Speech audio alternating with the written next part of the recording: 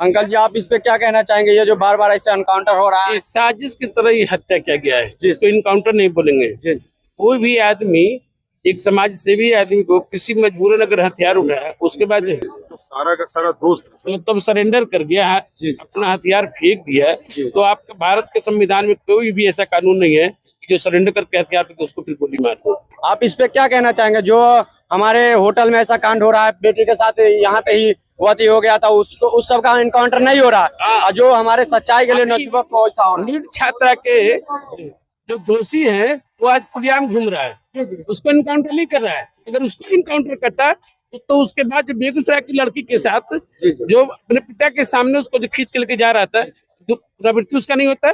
इसी कारगिल चौक पर दो लड़की जा रही थी, उसमें एक लड़की को लेकर के भाग रहा था। अगर उसके दोषी को अगर तुम काउंटर करो तो कम से कम बेटी बचाओ बेटी पढ़ाओ का जो नारा देता है लोग, ये सत्य साबित होता है। लेकिन हत्यारे घूम रहे हैं, उसको नहीं मारो। और समाज से भी अगर उससे आवाज उठाए, सही मांग करे जनता की सेवा के लिए, तो उसको गोली मार दो, हत्या कर दो। ये भी देखने को मिलता है, बेटी बचाओ का सरकार गुहार लगाते हैं और एक बेटी को भेज देते हैं उस जिला से उस जिला एग्जाम देने के लिए। बेटियां सब आप देखे होइएगा ट्रेन में कोचा करके जाती है, जैसे लगता है कि क्या है। तो उसका क्या कहिएगा सरकार? बता, उसका व्यवस्था तो करेगा नहीं, और उसके बावजूद भी ट्रेन में धक्का खाकर जाएगी बेटी, तो कहीं तो होटल में रुकेगी ना, वहाँ भी सुरक्षित है नहीं। उसकी सुरक्षा की व्यवस्था करो। तो उसका तो वहाँ पर उसके हत्यारे जो है लगे रहते हैं चोट मारने के लिए, उसका इज्जत पर मैंने धावा बोल करके उसको मतलब क्या करके हत्या कर देते हैं।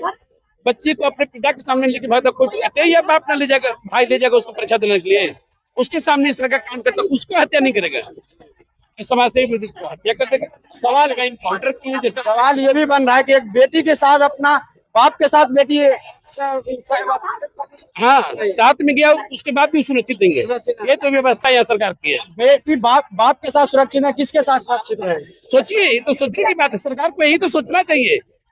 जिस लड़की का अपना भाई अपना बाप सुरक्षा नहीं देगा तो कौन किसके साथ जाकर परीक्षा देने के लिए कहाँ रहेगा? क्या कन्या व्यवस्था है, क्या व्यवस्था है? बेटी को बचाने और पढ़ाने की बात करते, अगर ये गलत रहे तो कोई बेटी कहीं जाएगी पढ़ने के लिए? न हॉस्टल में रहेगी, न होटल में परीक्षा देने जाएगी। तो बेटी को तो पढ़ाने और बचाने का नारा मत दो कि बेटी को पढ़ाओ बेटी को बचाओ, बिल्कुल गलत है। तो आपने अंकल जी को सुने, और आप इस पे क्या राय देना चाहते हैं आप कमेंट करके हमें बता सकते हैं, और वीडियो के शेयर कीजिए कि ये सरकार तक पहुंचे और वो हमारे भाई जो मरे हैं हम उनको सपोर्ट मिल सके, उनके परिवार को सपोर्ट मिल सके, जो न्याय